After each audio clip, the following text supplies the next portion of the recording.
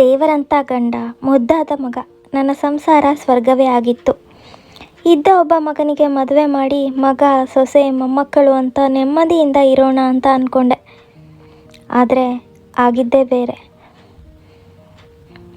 ಇನ್ಸುಲಿನ್ನಿನ ಸಣ್ಣ ನೀಡಲನ್ನು ತೊಡೆಯ ಮಾಂಸಖಂಡಗಳಿಗೆ ನಾನೇ ಚುಚ್ಚಿಕೊಳ್ಳುವಾಗ ನೀಡಲ್ ಸಣ್ಣದೇ ಇದ್ದರೂ ಒಂದು ರೀತಿ ನೋವೆ.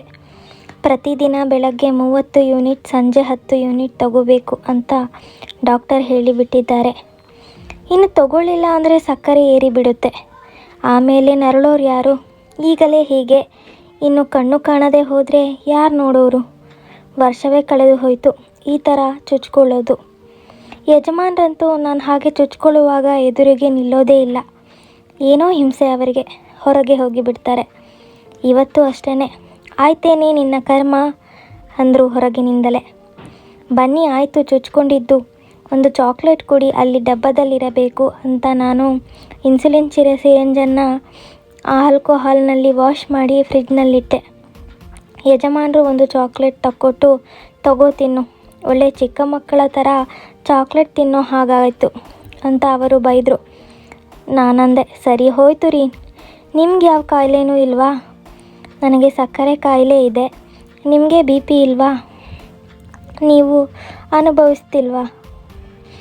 ಆಗಾಗ ತಲೆ ಸುತ್ತು ಅಂತ ಮಲ್ಕೊಳ್ತೀರಿ, ಬೆಳಗ್ಗೆ ಮಧ್ಯಾಹ್ನ ರಾತ್ರಿ ಮಾತ್ರೆ ನುಂಗ್ತೀರಿ, ಇಂಜೆಕ್ಷನ್ ಇಲ್ಲ ಅನ್ನೋದು ಬಿಟ್ಟರೆ ನಿಮ್ಮದು ನನ್ನ ದೋಣಿ ಪ್ರಯಾಣನೇ. ಆಯ್ತಾಯಿತು, ವಯಸ್ಸಾದ ಮೇಲೆ ಬದುಕಿರಬಾರ್ದು, ಒಂದು ಸಾರಿ ಮಲಗಿದ ಹೊತ್ತಿನಲ್ಲೇ ಹೋಗಿಬಿಡಬೇಕು. ಈ ರೋಗನೆಲ್ಲ ಯಾರು ಅನುಭವಿಸ್ತಾರೆ ಅಂದರು ಅವರು. ಅವರ ಬೇಸರ ಇದ್ದಿದ್ದೆ. ನಾನು ನಕ್ಕು, ಆಯಿತು, ತಿಂಡಿಗೆ ನನ್ನನ್ನು ನೆಚ್ಕೋಬೇಡಿ, ಇಂಜೆಕ್ಷನ್ ತಗೊಂಡಿದ್ದೀನಿ, ತಲೆ ಸುತ್ತತ್ತೆ. ನೀವೇ ಶೆಟ್ಟಿ ಹೋಟೆಲ್ಗೆ ಹೋಗಿ 2 ತಟ್ಟೆ ಇಡ್ಲಿ ಕಟ್ಟಿಸ್ಕೊಂಡು ಬನ್ನಿ, ಚಟ್ನಿ ಚೆನ್ನಾಗಿ ಮಾಡ್ತಾನೆ, ಅದನ್ನೇ ಜಾಸ್ತಿ ಹಾಕಿಸ್ಕೊಂಡು ಬನ್ನಿ. ಆಮೇಲೆ ಮಧ್ಯಾಹ್ನದ ಕತೆ ಮಧ್ಯಾಹ್ನಕ್ಕೆ. ಇರೋ ಇಬ್ಬರು ಏನೋ ಒಂದು ತಿಂದರೆ ಆಯಿತು ಅಂದೆ. ಆಯಿತು ತರ್ತೀನಿ ಅಂತ ಬನಿಯನ್ ಮೇಲೆ ಶರ್ಟ್ ಹಾಕಿಕೊಳ್ಳೋಕ್ಕೆ ಹೋದರು. ನಾನು ಹಾಗೆ ಅಡ್ಡಲಾಗುವ ಅನ್ನುವಾಗ ಹೊಡ್ಕೊಂಡಿದ್ದು ಫೋನು. ಯಜಮಾನರಿಗೆ ಅದಕ್ಕೂ ಸಿಟ್ಟೆ. ಏನೇ ಅದೊಂದು ಪ್ರಾರಬ್ಧ, ನೆಮ್ಮದಿಯಾಗಿರೋ ಹಾಗಿಲ್ಲ ಅಂದಾಗ, ಬಿಡಿ ಯಾರು ಮಾಡಿದ್ದಾರೋ ಗೊತ್ತಿಲ್ಲ ಅಂತ ರಿಸೀವ್ ಮಾಡಿ ಯಾರು ಅಂದೆ. ಅಮ್ಮ ನಾನು ಸೂರಿ ಅಂದ. ಇದೇನು ಮಗ ಅಪರೂಪಕ್ಕೆ ನೆನೆಸ್ಕೊಂಡಿದ್ದಾನೆ ಅನಿಸಿ, ಏನಪ್ಪ ಅಂದೆ. ಸೂರಿ, ಅಮ್ಮ ಏನಿಲ್ಲ, ಇವತ್ತು ಬಂದು ನಿಮ್ಮನ್ನು ನೋಡ್ಕೊಂಡು ಹೋಗೋಣ ಅಂದ್ಕೊಂಡೆ, ಬರ್ತೀನಿ ಅಂದ. ನಾನು ಬೇಡ ಅನ್ನೋಕ್ಕಾಗುತ್ತೆಯೇ ಅನ್ನಿಸಿ, ಇಲ್ಲಪ್ಪ ನೀನು ಕೆಲಸ ಕಾರ್ಯ ಇರುತ್ತೇನೋ ಕಣೋ ಅಂದೆ. ಇಲ್ಲಮ್ಮ ಇವತ್ತು ರಜೆ ಇದೆ ಇಂದು ಬರ್ತೀನಿ ಅಂದ. ಫೋನ್ ಇಟ್ಟೆ. ಯಜಮಾನರು ಶರ್ಟ್ ಸರಿ ಹಾಕ್ಕೊಂಡು, ಯಾರದು ಕರ್ಮ ಅಂದರು. ಅವರಿಗೆ ಸಿಟ್ಟು ಬರುತ್ತೆ ಅಂತ ಗೊತ್ತು. ನಿಮ್ಮ ಮಗ ಮಾಡಿದ್ದ ಅಂದೆ. ಅವರಿಗೆ ಸಿಟ್ಟು ಬಂತು. ಯಾಕೆ ಮಾಡಿದ್ದ ಅವನು? ಏನೋ ನಮ್ಮನ್ನು ನೋಡೋಕ್ಕೆ ಬರ್ತಿದ್ದಾನಂತೆ ಅಂದೆ. ಮಾಡೋಕ್ಕೆ ಕೆಲಸ ಇಲ್ಲ, ಯಾಕೆ ಬರ್ತಿದ್ದಾನಂತೆ? ಇಲ್ಲಿ ನಮ್ಮನ್ನು ಹೇಗಾದರೂ ಸಾಯಿರಿ ಅಂತ ಬಿಟ್ಟು ಹೋದವನು ಈಗ ಯಾಕೆ ಬರ್ತಾ ಇದ್ದಾನಂತೆ?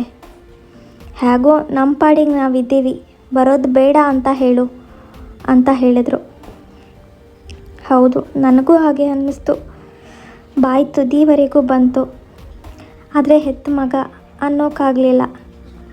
ಸಿಟ್ಟಿಗಿದ್ದು, ಯಾವ ಹೆತ್ತ ಮಗನೇ, ಅಪ್ಪ ಅಮ್ಮ ಅನ್ನೋ ಬಾಂಧವ್ಯ ಇಲ್ಲ, ಹೆಂಡತಿ ಬರ್ತಿದ್ದ ಹಾಗೆ ನಾವು ಬೇರೆ ಮನೆ ಮಾಡ್ಕೊಂಡು ಹೋಗ್ತೀವಿ ಅಂತ ಹೋದ. ನೀವು ಹಾಗೆ ನಿಮ್ಮ ಕತೆ ಹಾಗೆ ಅನ್ನಲಿಲ್ಲ, ಬಂದು ಹೆಂಡ್ತಿನೇ ಹೆಚ್ಚಾಗಿತ್ತು. ನಮ್ಮ ಹೊಟ್ಟೆ ಉರಿಸಿ ಹೀಗೆ ಬರ್ತಾನಂತ ಅಂದಾಗ ಸಮಾಧಾನ ಮಾಡ್ಕೊಳ್ಳಿ, ಏನು ಮಾಡೋಕ್ಕಾಗತ್ತೆ? ಇನ್ನೇನು ನಮ್ಮ ಜೊತೆ ಇರ್ತಾನ? ಬಂದು ನೋಡ್ಕೊಂಡು ಹೋಗ್ತಾನಂತೆ. ಹೋಗಲಿ ಬಿಡಿ, ನೀವು ಹೋಗಿ ಇಡ್ಲಿ ತನ್ನಿ, ನನಗೆ ಹಸಿವಾಗ್ತಿದೆ ಅಂದೆ. ಯಜಮಾನರು ಹೊರ ಹೋದರು. ಮುಂಚೆ ಹೀಗಿರಲಿಲ್ಲ, ಮನೆಯಲ್ಲಿ ಎಲ್ಲ ಚೆನ್ನಾಗೇ ಇತ್ತು. ಸೂರಿಗೆ ಮದುವೆ ಮಾಡೋಕ್ಕೆ ಮುಂಚೆ ಅಮ್ಮ ಅಮ್ಮ ಅಂತ ಹಿಂದೆ ಹಿಂದೆ ಸುತ್ತಕೊಂಡೇ ಬರ್ತಿದ್ದ. ನಾವು ಹೇಳಿದ ಹಾಗೆ ಕೇಳ್ತಿದ್ದ. ಅವನ ಇಷ್ಟಕ್ಕೆ ನಾವು ಕೂಡ ಎಂದೂ ಬೇಡ ಅನ್ನಲಿಲ್ಲ. ಅವನು ಏನು ಇಷ್ಟಪಟ್ಟು ಓದ್ತೀನಿ ಅನ್ನೋ ಅದನ್ನೇ ಓದಿಸಿದ್ವಿ. ಅವನಿಗೆ ಬೈಕ್ ಬೇಕು ಅಂದಾಗ ಬೇಡ ಅನ್ನಲಿಲ್ಲ, ಸಾಲ ಮಾಡಿ ಕೊಡಿಸಿದ್ವಿ. ಇರೋನೊಬ್ಬ ಮಗ ಚೆನ್ನಾಗಿರಲಿ ಅಂತ ಅವನನ್ನು ಚೆನ್ನಾಗೇ ಇಟ್ಟಿದ್ವಿ. ಬಟ್ಟೆ ಬರೆ ಯಾವುದಕ್ಕೂ ಕೊರತೆ ಮಾಡಲಿಲ್ಲ. ತಿನ್ನೋದು ಉಣ್ಣೋದಕ್ಕಂತೂ ಅವನು ಹೇಳಿದ್ದೇ ಮಾಡಿಕೊಡ್ತಿದ್ದೆ. ಒಬ್ಬ ಮಗ ಚೆನ್ನಾಗಿರಲಿ ಅಂತ ಚೆನ್ನಾಗಿ ನೋಡಿಕೊಂಡೆ. ಅವನು ಹಾಗೇ ಓದಿಸಿದ ತಕ್ಕನ ಹಾಗೆ ಚೆನ್ನಾಗಿ ಓದಿದ್ದ. ಅಂದ್ಕೊಂಡು ಹಾಗೆ ಇಂಜಿನಿಯರ್ ಓದ್ಕೊಂಡ. ಕ್ಯಾಂಪಸ್ ಇಂಟರ್ ಅಂತ ಆಗಿ ಕೆಲಸ ಕೂಡ ಸಿಕ್ಬಿಡ್ತು. ನೋಡ್ತಿದ್ದ ಹಾಗೆ ಮಗ ಕೈಗೆ ಬಂದೇ ಬಿಟ್ಟ. ನೋಡಿದವರೆಲ್ಲ, ಇನ್ನೇನ್ರಿ ರಾಮಣ್ಣ, ನಿಮ್ಮ ಮಗ ಕೈಗೆ ಬಂದ ಬಿಡ್ರಿ ಅನ್ನೋಕ್ಕೆ ಶುರು ಮಾಡಿದರು. ನಮ್ಮ ಖುಷಿಗೆ ಕೊನೆಯೇ ಇರಲಿಲ್ಲ. ಅದರಲ್ಲೂ ಮೊದಲ ಸಂಬಳ ತಂದು ಕೊಟ್ಟಾಗ ನಮಗಾದ ಖುಷಿ ಕಮ್ಮಿ ಅಲ್ಲ. ನನ್ನ ಹತ್ರ ಬಂದು, ನಾನು ನೋಡಿದಾಗಿನಿಂದ ನೀನು ಒಂದೊಳ್ಳೆ ಒಡವೆ ಹಾಕಿರಲಿಲ್ಲ, ಅಪ್ಪನ ಕೈಗೆ ಸಾಧ್ಯ ಆಗಿರಲಿಲ್ಲ, ಹೋಗಿ ಬೇಕಾದ್ದು ತಗೋ ಅಂದಾಗ ನನ್ನ ಕಣ್ಣಲ್ಲಿ ನೀರು ಬಂದದ್ದು ಸುಳ್ಳಲ್ಲ. ಇಲ್ಲ ಅಪ್ಪ, ಬೇಡ, ನನಗೆ ಏನೂ ಬೇಡ ಅಂದೆ. ಇಲ್ಲ, ಹೋಗಿ ಒಂದೆಳೆ ಮಾಂಗಲ್ಯ ಚೈನ್ ಮಾಡಿಸ್ಕೊ ಅಂದ. ಆಯಿತು ಅಂತ ಮಾಡಿಸ್ಕೊಂಡು ಹಾಕಿಕೊಂಡು ಖುಷಿಪಟ್ಟೆ. ಅಲ್ಲಿಗೂ ಅವನು ಬಿಡಲಿಲ್ಲ. ನಡೀರಿ, ದೇವಸ್ಥಾನಗಳನ್ನು ಸುತ್ಕೊಂಡು ಬರೋಣ ಅಂತ ಎಲ್ಲ ಕಡೆ ಕರ್ಕೊಂಡು ಹೋದ.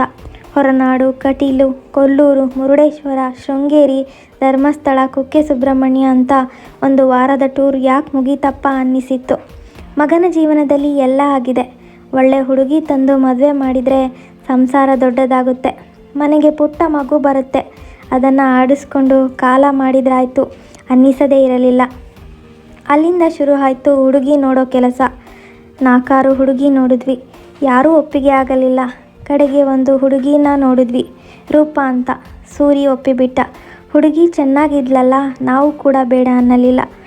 ನೋಡ್ತಿದ್ದ ಹಾಗೆ ಮದುವೆ ಆಗೇ ಹೋಯಿತು. ಇನ್ನೇನು ಎಲ್ಲ ಚೆನ್ನಾಗಿರುತ್ತೆ ಅಂತ ಆಯಿತು. ಸೊಸೆ ಮನೆಗೆ ಬಂದಳು.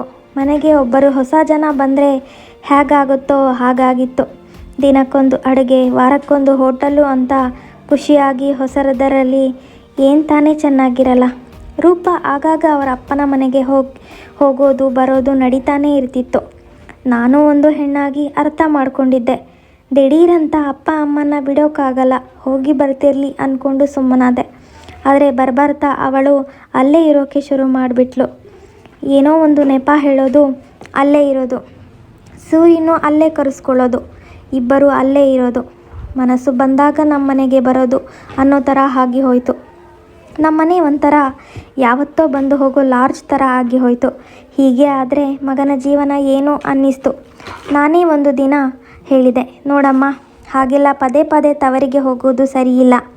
ಇನ್ನು ಮೇಲೆ ಏನಿದ್ದರೂ ಇದು ನಿನ್ನ ಮನೆ, ಅಪರೂಪಕ್ಕೆ ಒಂದು ಸಾರಿ ಹೋಗಿ ಬಾ. ಕೊಟ್ಟ ಹೆಣ್ಣು ಕುಲಕ್ಕೆ ಹೊರತು ಅನ್ನೋ ಮಾತನ್ನು ಸುಮ್ಮನೆ ಆಡಿದ್ದಲ್ಲ.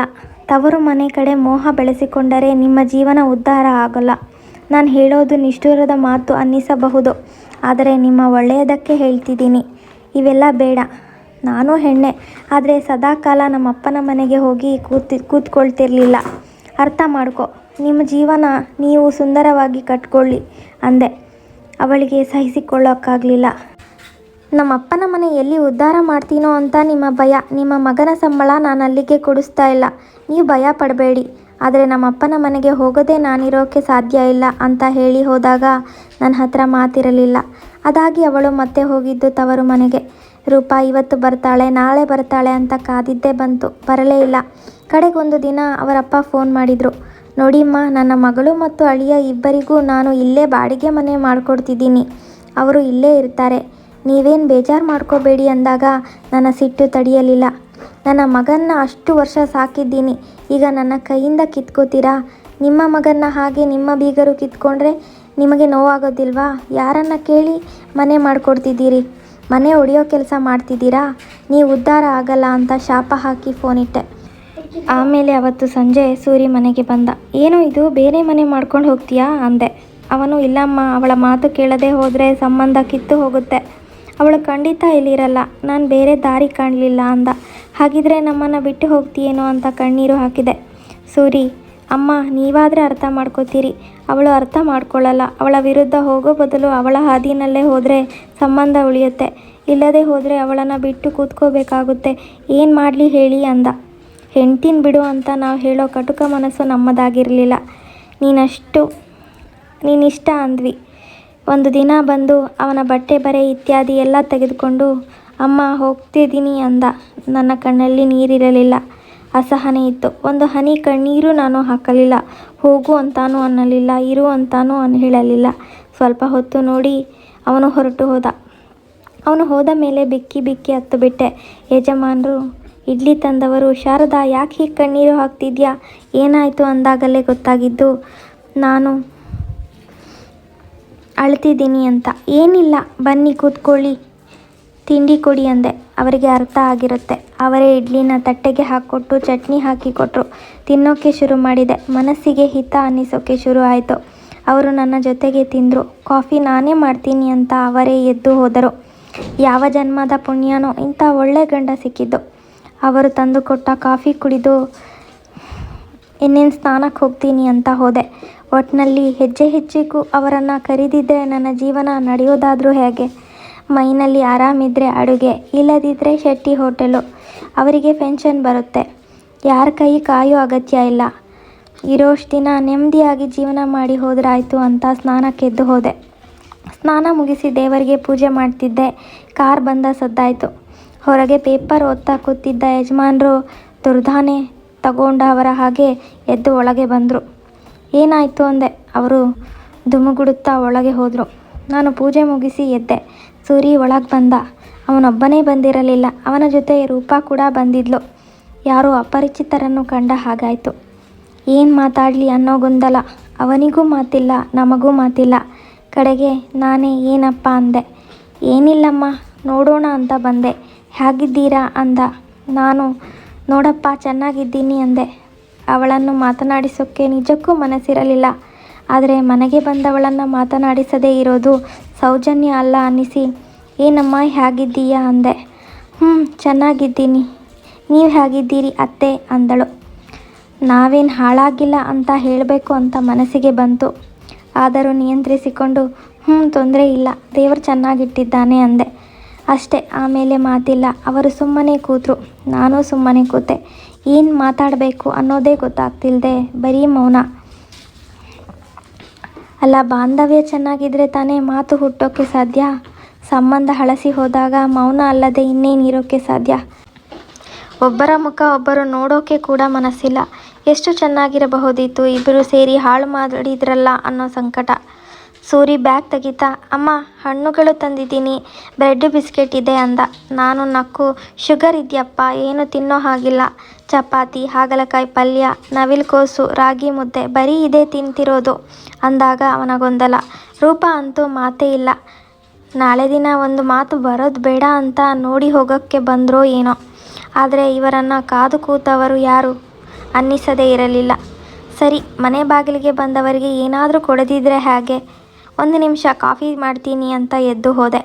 ಅವರಿಬ್ಬರು ಪರಸ್ಪರ ಮುಖ ನೋಡ್ಕೊಂಡಿರಬಹುದು. ಸೂರಿ ಎದ್ದು ಅಪ್ಪನ್ನ ಮಾತನಾಡಿಸೋಕ್ಕೆ ಹೋಗಿದ್ದು ಕಾಣಿಸ್ತು. ಏನಪ್ಪ ಹೇಗಿದ್ದೀರಿ ಅಂದದ್ದು ಕೇಳಿಸ್ತು. ಎಲ್ಲಿ ರೇಗಿ ಬಿಡ್ತಾರೋ ಅಂತ ನಾನು ಹೆದರಿದ್ದೆ. ಆದರೆ ಅವರು ಅಸಹನೆಯಲ್ಲೇ ಏನೂ ತೊಂದರೆ ಇಲ್ಲ, ದೇವರು ಚೆನ್ನಾಗಿಟ್ಟಿದ್ದಾನೆ ಅಂದರು. ಅಲ್ಲಿಗೆ ಅವರ ಹತ್ರ ಮುಂದಿನ ಮಾತಿರಲಿಲ್ಲ. ಅವರಿಗೆ ಮುಂದಿನ ಮಾತು ಬೇಕಿರಲಿಲ್ಲ. ಅವಳು ಯಜಮಾನರಿಗೆ ಮುಖ ತೋರಿಸಿ, ಆರಾಮಿದ್ದೀರಾ ಮಾವ ಅಂದ್ಲು. ಅವರ ಆರಾಮನ್ನು ಕಿತ್ಕೊಂಡು ಈಗ ಆರಾಮ ಅಂದರೆ ಹೇಗೆ? ಯಜಮಾನರು ಅಂದಿದ್ದಷ್ಟೇ ಕೇಳಿಸ್ತು.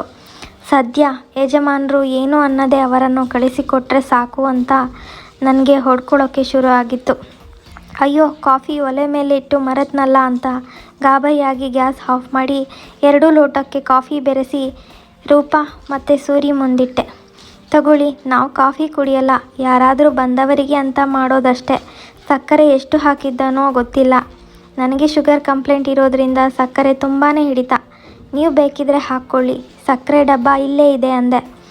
ಅವರಿಬ್ಬರು ಕುಡಿದು ಸ್ಪೂನ್ನಲ್ಲಿ ಸಕ್ಕರೆ ಹಾಕಿಕೊಂಡು ಕಾಫಿ ಕಲಕಿದ್ರು.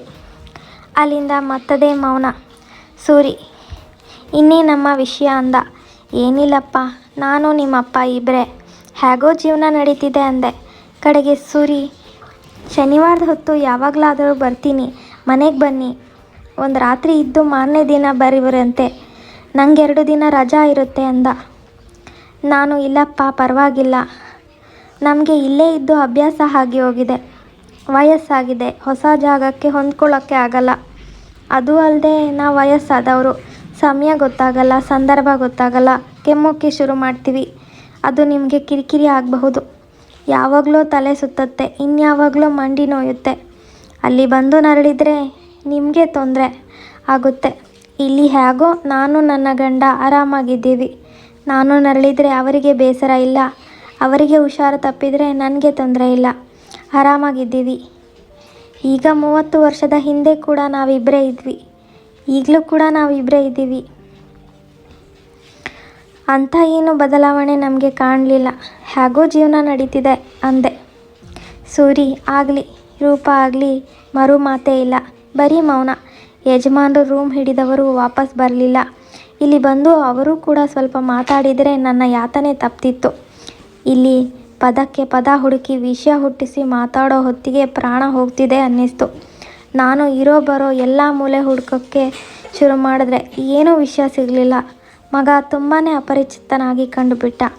ಮಾತೇ ಕಳೆದು ಹೋಗೋ ಮಟ್ಟಿಗೆ ಅನಾಮಿಕನಾಗಿಬಿಟ್ಟ. ಬಾಂಧವ್ಯನೇ ಇರದ ಮಟ್ಟಿಗೆ ಆಗಂತುಕ ಆಗಿಬಿಟ್ಟ. ಇನ್ನೇನು ಮಾತಾಡಲಿ, ನನಗೆ ಸಾಕಾಗಿ ಹೋಗಿತ್ತು. ಯಾವಾಗ ಇಬ್ಬರು ಎದ್ದು ಹೋಗ್ತಾರೋ ಅಂತ ಕಾದುಬಿಟ್ಟೆ. ಅವರಾದರೂ ಯಾಕೆ ಅರ್ಥ ಮಾಡಿಕೊಂಡು ಎದ್ದು ಹೋಗ್ತಿಲ್ಲ ಅಂದ್ಕೊಂಡೆ. ಮನಸ್ಸಿಗೆ ಹಿಂಸೆ ಆಗೋಕ್ಕೆ ಶುರುವಾಯಿತು. ಅವರಿಗೂ ಬೋರ್ ಹೊಡೆದಿರಬೇಕು. ಕಡೆಗೆ ಅಮ್ಮ ನಾವು ಬರ್ತೀವಿ ಅಂತ ಹೇಳಿ ಎದ್ದರು. ನಾನು ಹೌದಾ, ಅಡುಗೆ ಮಾಡಿಲ್ಲ, ಹೋಟೆಲ್ನಿಂದ ಊಟ ತರಿಸ್ಬೋದಾಗಿತ್ತು, ಇರು ನಿಮ್ಮ ಅಪ್ಪನ ಕರಿತೀನಿ ಅಂದೆ.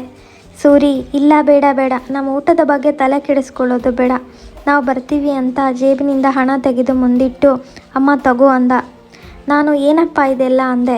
ಸೂರಿ ಇಲ್ಲ ಇಟ್ಕೋ, ನಿಮಗೆ ಏನಾದರೂ ಖರ್ಚಿಗೆ ಬೇಕಾಗುತ್ತೆ ಅಂದ. ನಾನು ಇಲ್ಲಪ್ಪ, ನಿಮ್ಮ ಅಪ್ಪನ ಪೆನ್ಷನ್ ಬರುತ್ತೆ, ಹೇಗೋ ಆಗುತ್ತೆ, ನಿನಗೆ ಖರ್ಚಿರುತ್ತೆ ಇಟ್ಕೋ ಅಂತ ಅವನ ಜೇಬಿಗಿಟ್ಟು ಬಿಟ್ಟೆ. ಅವನಿಗೆ ಏನನ್ನಿಸ್ತೋ ಗೊತ್ತಿಲ್ಲ. ಇಬ್ಬರು ಹೋಗಿ ಬರ್ತೀವಿ ಅಂತ ಹೋದರು. ಯಜಮಾನರಿಗೆ ಅಪ್ಪ ಬರ್ತೀವಿ ಅಂದ. ಹ್ಞೂ ಅಂತ ಅವರು ಅಂದಿದ್ದು ಕೇಳಿಸ್ತು. ಇಬ್ಬರೂ ಹೋದರು. ಕಾರ್ ಹತ್ತಿದ್ದು ಮಗ ಹೊರಡೋಕ್ಕೆ ಮುಂಚೆ ನನ್ನ ಕಡೆ ನೋಡಿದ. ಬರ್ತೀನಿ ಅಂತ ಸನ್ನೆ ಮಾಡಿದ. ರೂಪೋ ಕೂಡ ಕೈ ಬೀಸಿದ್ಲು. ಕಾರ್ ನಮ್ಮ ರಸ್ತೆಯಲ್ಲಿ ತೆರಳಿ ಪಕ್ಕಕ್ಕೆ ಹೊರಡೋ ತನಕ ನೋಡಿದೆ. ಕಾರ್ ಆತ ಕಣ್ಮರೆ ಆಗ್ತಿದ್ದ ಹಾಗೆ ಅಲ್ಲಿಗೆ ಮತ್ತೊಂದು ಜಾಣ ಮೆರವು. ಮನೆ ಒಳಗೆ ಬಂದೆ. ಯಾಕೋ ಖಾಲಿ ಖಾಲಿ ಅನ್ನಿಸತೊಡಗಿತ್ತು. ನಾನು ಏನೋ ಕಳ್ಕೊಂಡೆ ಅನ್ನಿಸೋಕ್ಕೆ ಶುರುವಾಯಿತು. ಮನಸ್ಸಿನಲ್ಲಿ ತೀವ್ರ ತೆರನಾದ ಸಂಕಟ, ಹಿಂಸೆ ಆಗೋಕ್ಕೆ ಶುರುವಾಯಿತು.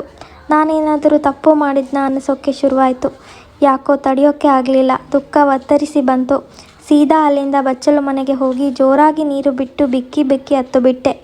ಯಾಕೋ ಸಮಾಧಾನವೇ ಆಗ್ತಿಲ್ಲ. ಏನಾಯಿತು ಈಗ ಅಂದುಕೊಂಡಾಗ ಸೂರಿಯೇ ಕಣ್ಣ ಮುಂದೆ ಬರದೇ ಇರ. ನನ್ನ ಹೊಟ್ಟೆಲಿಟ್ಟಿದ್ದ ಮಗನೇ ನನಗೆ ಅಪರಿಚಿತವಾದ್ನಲ್ಲ ಅಂತ ಇದ್ದ ದುಃಖ ಎಲ್ಲ ಹೊರ ಬರತೊಡಗಿತ್ತು.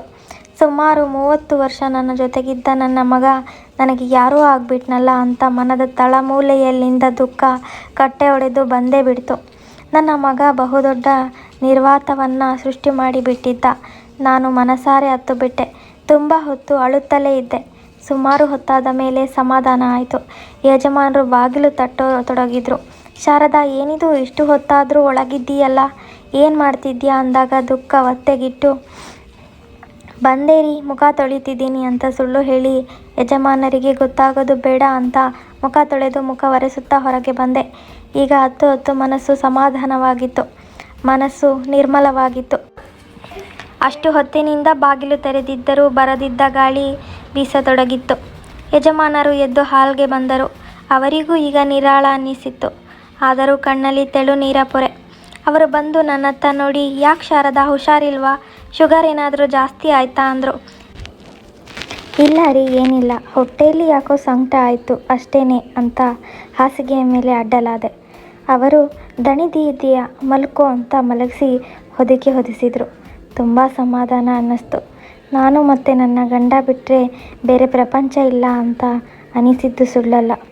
ಅವರು ನನಗೆ ಒರಗಿಕೊಂಡೇ ಪೇಪರ್ ಹಿಡಿದು ಓದುತ್ತಾ ಕೂತರು. ನಾನು ಹಾಗೇ ಮಲಗಿಬಿಟ್ಟೆ. ಒಳ್ಳೆಯ ನಿದ್ದೆ ಬಂದುಬಿಡ್ತು. ಈ ಅಪರೂಪದ ಕತೆ ಕೇಳಿ ನಿಮಗೆ ಏನನ್ನಿಸ್ತು ಅನ್ನೋದನ್ನು, ನಿಮ್ಮ ಅನಿಸಿಕೆ ಏನೇ ಇದ್ದರೂ ಕಮೆಂಟ್ ಬಾಕ್ಸಲ್ಲಿ ತಿಳಿಸಿ. ಹಾಗೆ ಕಥೆನ ಪೂರ್ತಿ ಕೇಳಿದರೆ ಸಬ್ಸ್ಕ್ರೈಬ್ ಮಾಡ್ಕೊಳ್ಳಿ. ಧನ್ಯವಾದಗಳು.